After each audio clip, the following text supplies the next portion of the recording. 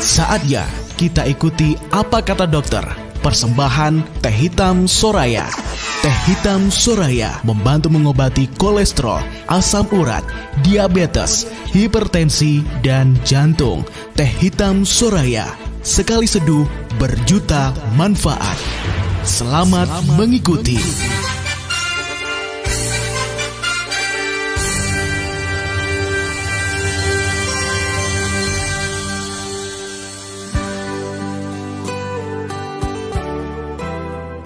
Masih di program Kata Dokter bersama dengan Teh Hitam Soraya. Kita ke topik kali ini adalah gejala diabetes yang sering tidak disadari, dokter. Ya. Ini apa ini gejala diabetes yang sering tidak disadari? Nah, diabetes mellitus atau gula darah tinggi gitu ya, yang biasa kita dengar di masyarakat kita, atau bahkan kencing manis gitu ya. Nah, itu memang ada gejala khasnya atau gejala klasik. Ada kita bilang sering lapar, sering haus, sering buang air kecil, dan juga ada penurunan berat badan tanpa ada sebab yang jelas. Jadi keempat itu? Itu adalah gejala klasik yang sering dikeluhkan. Tidak disadari ya.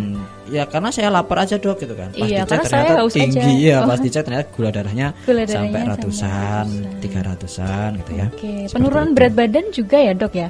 Iya, karena saat orang itu terkena diabetes gitu ya, gula dalam darah itu tidak masuk ke dalam sel gitu ya, termasuk sel otot ya.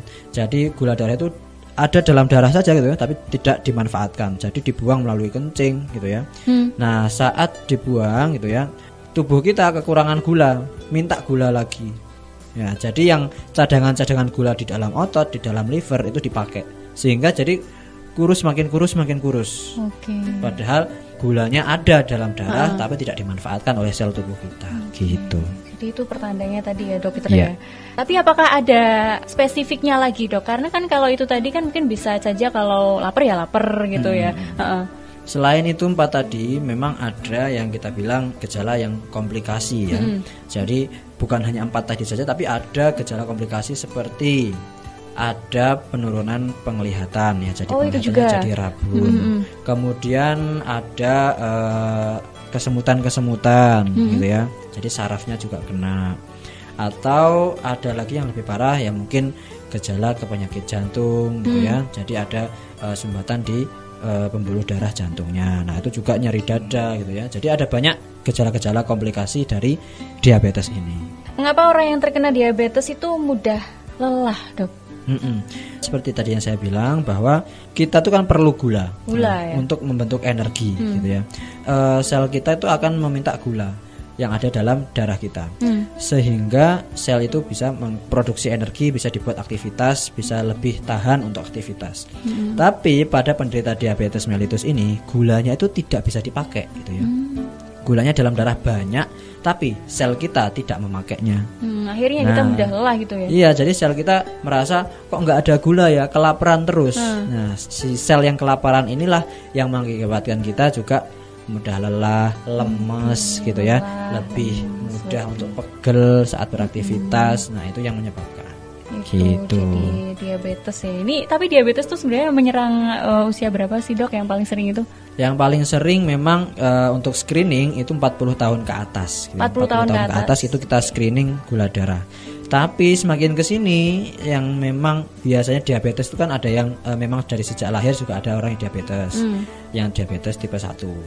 Nah, yang banyak yang kita temukan itu diabetes tipe 2 yang biasanya pada yang usia-usia 40 tahun ke atas tadi.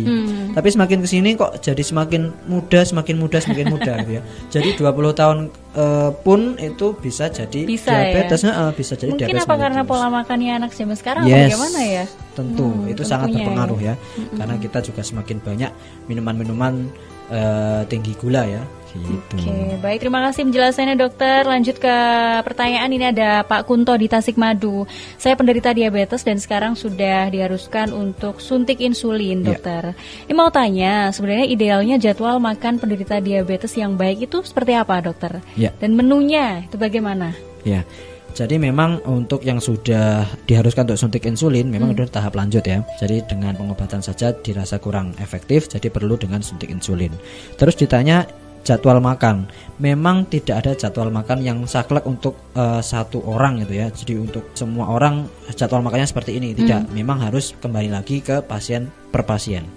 Jadi apakah pasien ini sudah cukup disiplin untuk makannya atau tidak? Ada yang kita bilang cukup dengan 2 kali sehari cukup. Ada yang harus 3 kali sehari atau bahkan 4 kali sehari, tapi memang porsinya porsi kecil, gitu ya. Atau kemudian dikembangkan lagi menunya seperti apa. Kalau menunya pasti kita gunakan yang karbohidratnya rendah, gitu ya.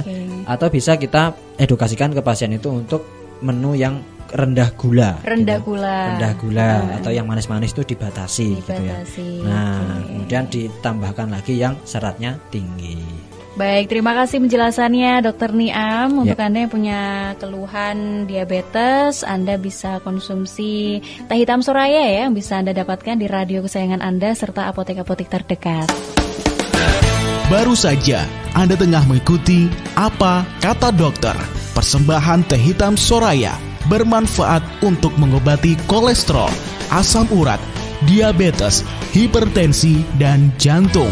Teh hitam Soraya, sekali seduh berjuta manfaat.